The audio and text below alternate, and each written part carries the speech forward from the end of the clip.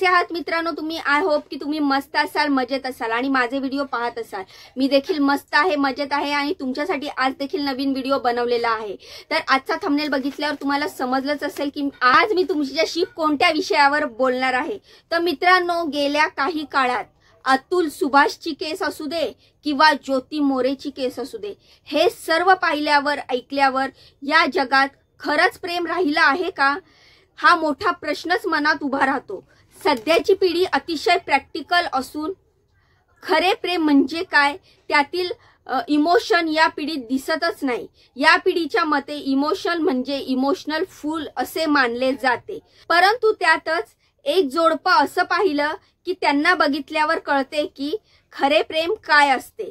सध्या सोशल मीडियावर या जोडप्यांबद्दल खूप चर्चा केली जात आहे आणि खूप बोललं जात आहे आणि त्यांचे बरेचसे फ्रेंड फॉलोविंग आहेत। त्यांनी इंस्टाग्राम पासून सुरुवात केली होती आणि आता ते एवढे फेमस झालेले आहेत की सोशल मीडियावर फक्त त्यांच्याबद्दल आणि त्यांच्या प्रेमाबद्दल चर्चा केली जाते। हां, बरोबर ओळखलं तुम्ही।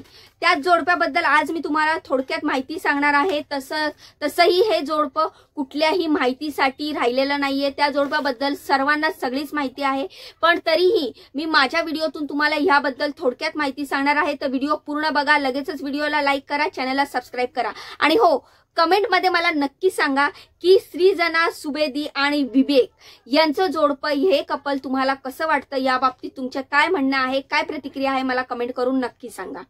तर मी आता तुम्हाला सांगणार आहे सृजना सुवेदी आणि विवेक यांच्याबद्दल। एक वर्षाचं प्रेम, त्यानंतर लग्न आणि मग सुखी संसार आणि त्यातच विवेकला 3rd स्टेज कॅन्सर असल्याचं निदान होतं आणि त्यानंतर त्यांचं आयुष्यच बदलून जातं। परंतु त्यांची पत्नी सृजना एका लहान मुलाप्रमाणे त्यांची काळजी घेते। मित्रांनो, अगदी खडतर परिस्थितीतून सुद्धा त्याला सोडून न जाता त्याची सर्वतोपरी काळजी घेऊन सृजनाने आजच्या पिढीला दाखवून दिला आहे की खरं प्रेम काय असतं ते।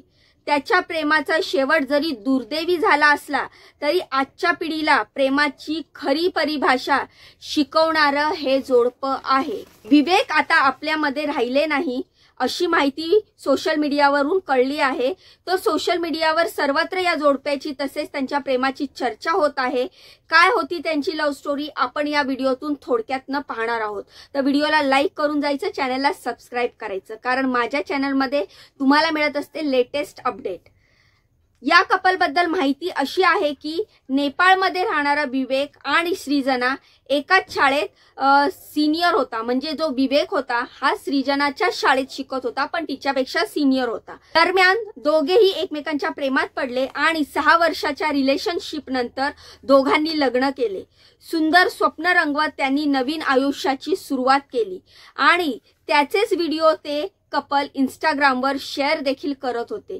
त्यांनी लग्न केलं, लग्नानंतरचे त्यांचे छोटे छोटे रील्स, आनंदाच्या गोष्टी, छोट्या माहिती, छोटे गाणी, असं ते सगळे इंस्टाग्रामवर त्यांची माहिती शेअर करत होते। त्यामुळे त्यांचे बरेचसे फ्रेंड फॉलोविंग झाले होते आणि बऱ्याच लोकांना हे कपल खूपच आवडत होतं।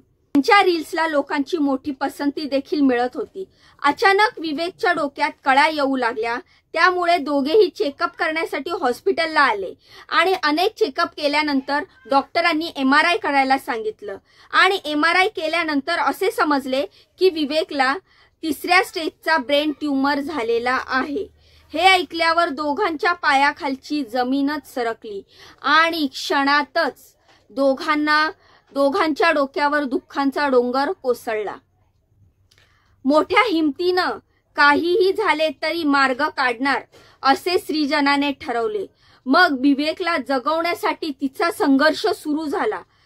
ती विवेकची लहान लेकराप्रमाणे काळजी घेऊ लागली। त्याच्या गोळ्या औषधापासून, त्याच्या खाण्यापिण्यापासून, त्याच्या अंघोळीपासून सगळ्या गोष्टींची काळजी सृजना घेऊ लागली आणि त्याच सगळ्या गोष्टीचे छोटे व्हिडिओ ती तिच्या चाहत्यांना शेअर करू लागली। त्यातून तिच्या चाहत्यांना कळत होतं की सध्या त्यांच्या आयुष्यात काय चालू आहे। त्यातच विवेकचा जीवन प्रवास संपला।